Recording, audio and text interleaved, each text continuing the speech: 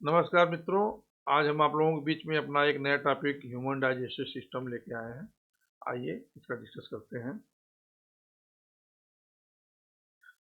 Introduction में जैसा कि बताया गया है कि डाइजेशन जो है ना वो मैकेनिकल और केमिकल प्रोसेस होती है। पहली बात तो ये जानिए कि इसमें दोनों प्रोसेस मैकेनिकल और केमिकल ब्रेक, और इसका जो है मैकेनिकल और chemical breakdown of food into absorbable form, यानी फूड को मैकेनिकल और केमिकल विधि से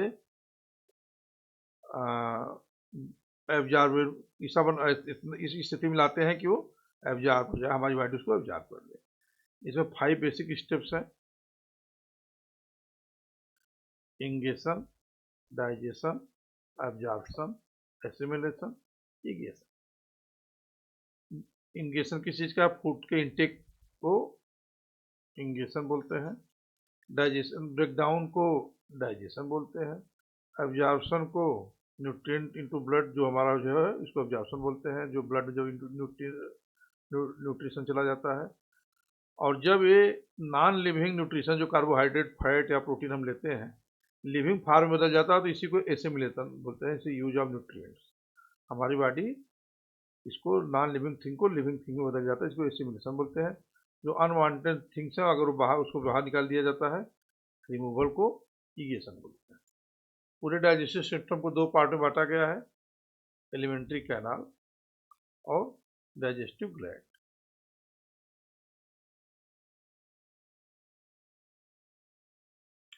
थोड़ा सा देख लीजिए डाइजेस्टिव सिस्टम के बारे में। यहाँ पर इसका एलिमेंट्री कैनाल और डाइजेस्टिव ग्लैंड के बारे में दिया गया है। माउथ है, हार्ट पैलेट इसके ऊपर वाले और उसके हार्ट पैलेट। इसके बाद आता है फायरिंग्स। माउथ इसका पहला पार्ट माना जाता है। इसको फायरिंग्स, इसोफेगस। इसोफेगस काफी लंबी पाइप होती है, लगभग 25 सेंटीमीटर। इसके बाद स्टमक आ जाता है। इसके बाद लार्ज इंटेस्टाइन, स्मॉल इंटेस्टाइन का ये पोर्शन, और लार्ज इंटेस्टाइन।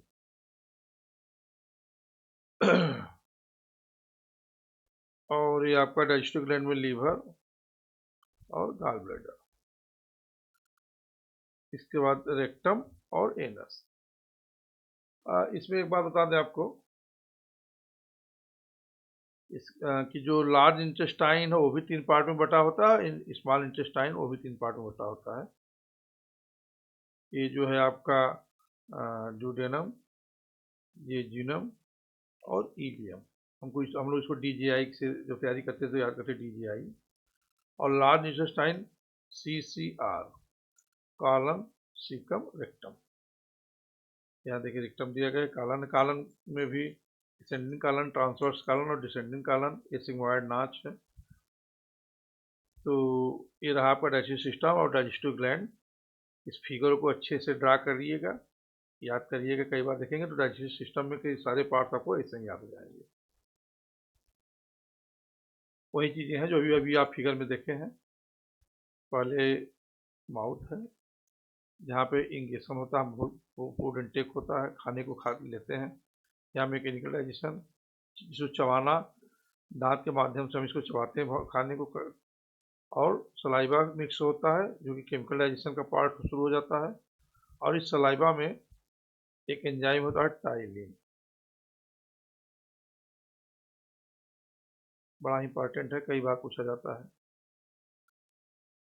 और जो टीथ है हमारा, ये मैकेनिकल डाइजेशन बड़ा सहयोग करता है। 4 प्रकार का होता है: incisor, canine, pre molar, molar.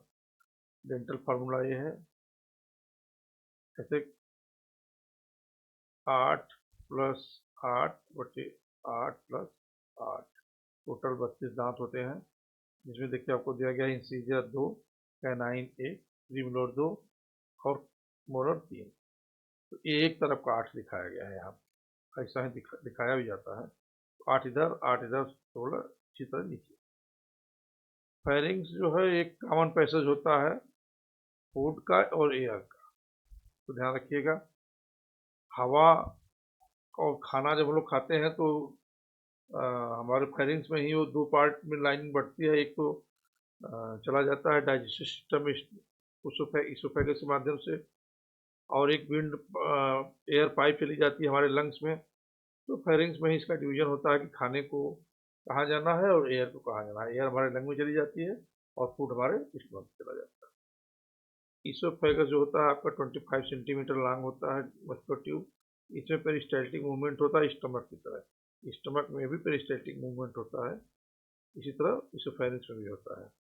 Stomach आपका जे शेप होता है, फूड को स्टोर करता है, और HCl और पेप्सिनोजेन का सेक्रेशन यहाँ होता है फूड के डाइजेशन के लिए।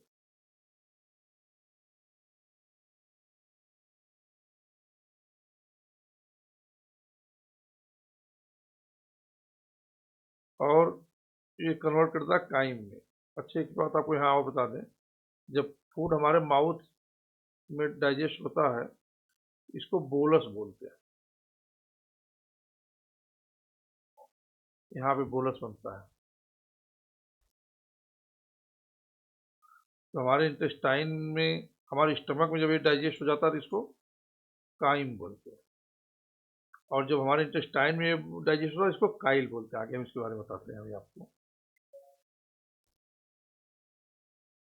स्मॉल इंटेस्टाइन को जैसा अभी हम बताए थे फिगर में 3 पार्ट होता है, ड्यूडेनम, जेजुनम और इलियम, DJI, इसके बारे में हमने चर्चा की आपसे।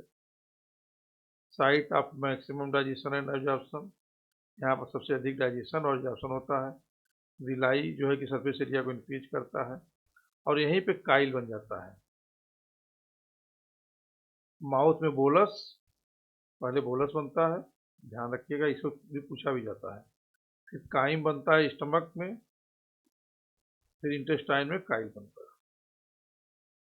बड़ा इंपॉर्टेंट है, बहुत बार क्वेश्चन बनता है इसको दिमाग में रखिएगा, अपने नोट्स में जरूर ऐड कर लीजिएगा। लार्ज इंटेस्टाइन, यहाँ पे वाटर और मिनरल्स का एब्जॉर्प्शन होता है, और ये भी 3 पार्ट का होता है, CCR, कॉलम,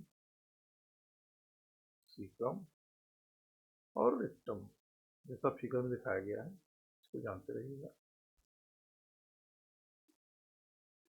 लास्ट में एनस आता है, ये टेम्पोररी स्टोरेज करता है और इरिगेशन करता है फूड का। थोड़ा सा डाइजेस्टिव ग्लैंड के बारे में जान लें हम लोग। 2 डाइजेस्टिव ग्लैंड हम लोगों को देखने को मिली है फिगर में, और थोड़ा सा यहाँ कुछ से भी और भी डाइजेस्टिव ग्लैंड की चर्चा है। जैसे पहले तो सलेवरी ग्लैंड है जो हमारे माउथ में पाई जाती है, इससे सलाइवा सेक्रेट होता है, इसमें टाइलिन एंजाइम भी होता है।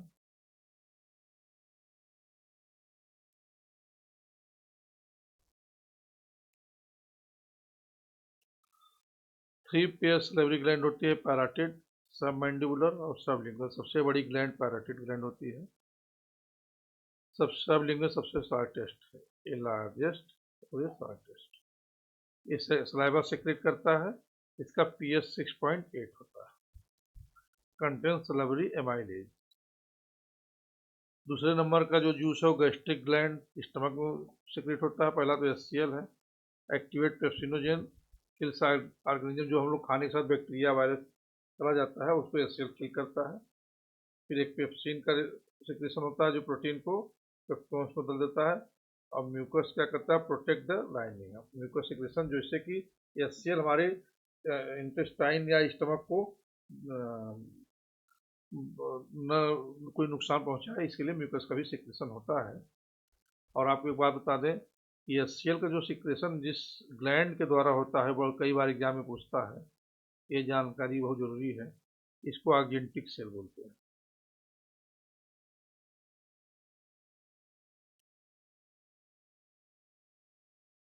या पेराइटल सेल बोलते हैं। ये अपना नोट में ऐड कर लीजिएगा, बहुत बार एग्जाम में पूछा गया है ये सेल किस सेल से सिक्रेट होता है। इसके बाद लीवर को हम लोगों ने फिगर में देखा, अभी आगे भी इसका फिगर है।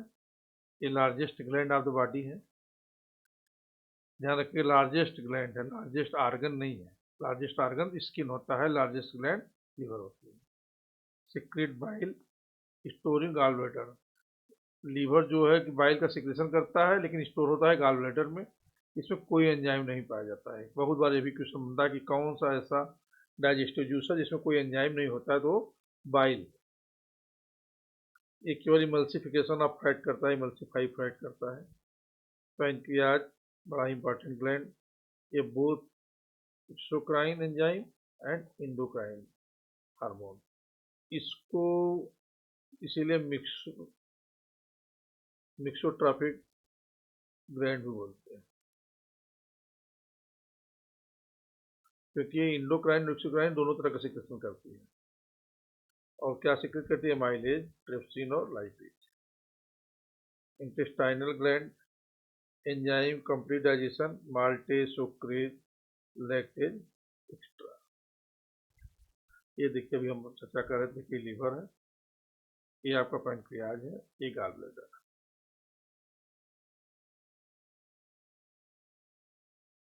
अब डाइजेशन प्रोसेस को थोड़ा सा इसको समराइज किया गया है, कहाँ क्या क्या होता है। देखिए माउथ में सलेवरी माइलेज पाया जाता है जो कि स्टार्च को माल्टोज बदल देता है। स्टमक में पेप्सिन और एसिल पाया जाता है जो प्रोटीन को पेप्टोन में बदल देता है। ड्यूडेनम में स्मॉल इंटेस्टाइन का पार्ट है ड्यूडेनम, में बाइल और पैंक्रियाटिक जूस दोनों होते हैं। यहाँ पे बाइल जूस जो लिवर से और पैंक्रियास से जो पैंक्रियाटिक जूस आता है, फैट का इमल्सिफिकेशन और आल एंजाइम एक्शन यहाँ पे होता है। जेजुनम और इलियम ये भी स्मॉल इंटेस्टाइन का ही पार्ट है। इंटेस्टाइनल एंजाइम जिसे final breakdown of carbohydrate protein और फैट होता है। लार्ज इंटेस्टाइन में कोई भी एंजाइम नहीं पाया जाता है, इसमें केवल वाटर, कुछ मिनरल का एब्जॉर्प्शन होता है। देखिए यहाँ एब्जॉर्प्शन के बारे में बताया गया कि स्मॉल इंटेस्टाइन में मेन एब्जॉर्प्शन होता है, main site of absorption villi और माइक्रोविलाई पाए जाते हैं जो कि इंक्रीज सरफेस एरिया होते हैं। ट्रांसपोर्ट मोड में glucose plus amino acid active transport के थ्रू हो जाता है। फैटी एसिड डिफ्यूजन के द्वारा जाता है। Vitamin and water acid diffusion के द्वारा जाता है। मोड पूछता है कई बार। ये थोड़ा सा इंटेस्टाइन एलिमेंट्री कैनाल के इंटेस्टाइन का सेक्शन कट है, जिसमें कई चीज़ें दी हुई हैं। ध्यान से इसमें जो मुख्य बताने वाली बात वही बता दें आपको। एक तो ब्रश बॉर्डर है, ये जो यहाँ पोर्शन दिया गया है जो कि सरफेस एरिया बढ़ाता है। दूसरा जो सबसे इंपॉर्टेंट चीज़ है लैक्टियल्स, बहुत बार क्वेश्चन बनता है कि लैक्टियल्स का क्या काम है। फैट का एब्जॉर्प्शन करता है लैक्टियल,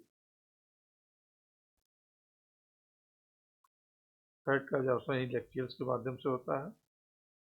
और इसके बारे में दिया गया है जो लैक्टियल्स के अगल बगल आर्टरी और वेन है इसको दर्शाया गया है। लेकिन इसमें जो सबसे अधिक जानने वाली बात है कि लैक्टियल्स जो कि फैट का एब्जॉर्प्शन करती है और माइक्रोबिलाई ब्रश वाटर की सरफेस एरिया इंक्रीज करते हैं। लास्ट में देखिए आते हैं इरिगेशन के बारे में। लार्ज इंटेस्टाइन में अनडाइजेस्टेड मैटर या फीसेज जिसको बोलते हैं।